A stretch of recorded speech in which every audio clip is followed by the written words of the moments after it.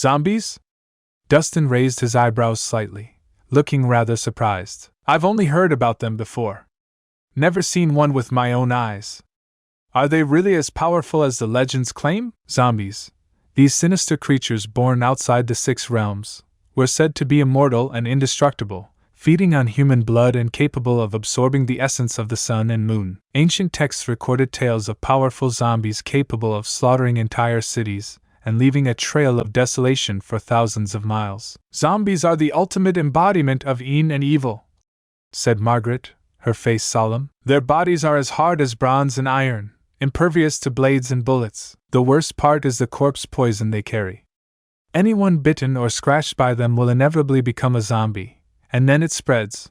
1 becomes 10, 10 becomes 100. Corpse poison spreads much more violently than a regular plague. Plagues could still be controlled with medicine, but once corpse poison begins spreading, it's nearly unstoppable. The only way to ensure no further outbreaks is to completely destroy the infected. It was easy to imagine, if the zombies weren't stopped soon, the fall of Puching would be inevitable. The White Bone cult's remnants are truly evil, Dustin said coldly. First the plague, then the red mist, now zombies. It's been one wave after another.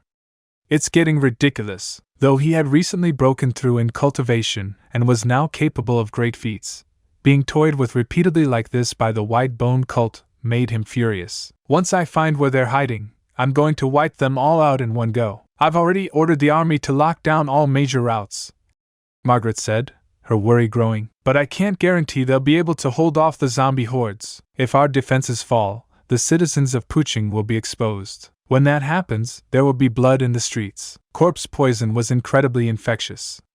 If the military itself got infected, things would spiral into complete chaos. So what do you need me to do? Dustin asked directly. She had clearly summoned him for a reason. I need you to personally intervene, hold back the zombies and, ideally, wipe them all out, said Margaret. How many zombies are in Puching right now? Dustin asked. Hundreds, possibly thousands. And their numbers are growing fast, she replied. Dustin thought for a moment and said, if they're all scattered, I probably can't kill them fast enough to keep up with the spread. Here's what we'll do. Have the army evacuate the people, move them as far from the zombies as possible to reduce further infection. Then organize a few squads to herd the zombies into one location. I'll take care of them all at once. That'll save time and lives. Great idea! I'll get someone on it immediately. Margaret signaled to one of her trusted aides and gave rapid orders. As Dustin had pointed out, eliminating zombies one by one would be too slow. Mass extermination was the most effective solution. Judging from the White Bone cult's patterns, Dustin added, this zombie outbreak isn't limited to just Puching, is it? You're right. Margaret nodded solemnly. The first zombies appeared in Liang City. Then came Lin City and Wugang City. Puching was actually the last to be affected. Relatively speaking, our situation is the least dire. Liang City is the worst. Thousands of people have already been infected with corpse poison. 4 cities facing zombie outbreaks at once. Dustin narrowed his eyes. A chilling gleam of killing intent appeared within them. The White Bone cult is trying to drive us to ruin. They're planning a massive blood sacrifice, using the people of all 4 cities to summon what they call their White Bone true god, Margaret said darkly. Puching's crisis must be handled, but we can't ignore the other 3 cities either, Dustin declared. Send word to the 3 princes.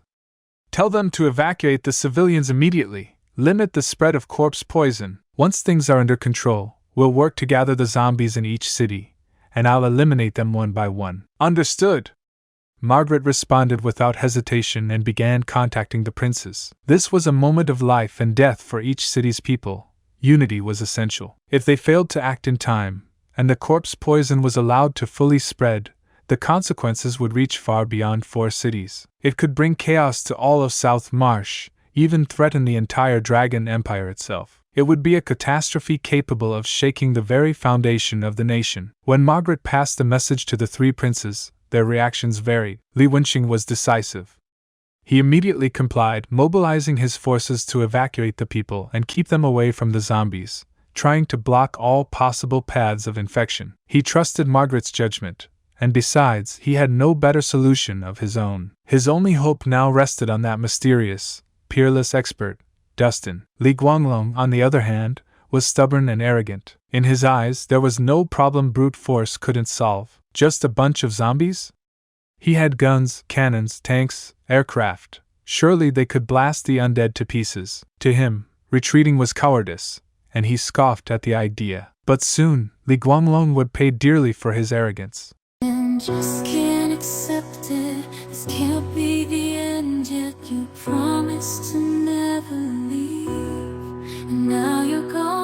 Can't believe I can feel the world slipping away as you slowly fade from my everyday.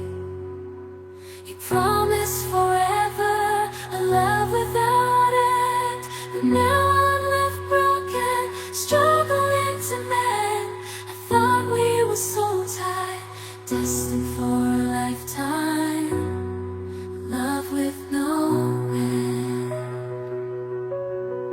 love with no end.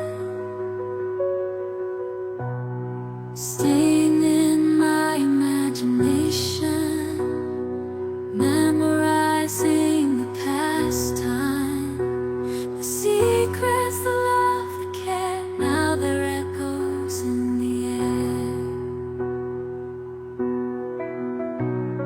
I still see your face in every place, feel your warmth, your gentle grace. But now there's just an empty space, and I'm lost in this endless chase. Keeping you in my heart, a piece of you I'll never let go. Though distance brings separation, in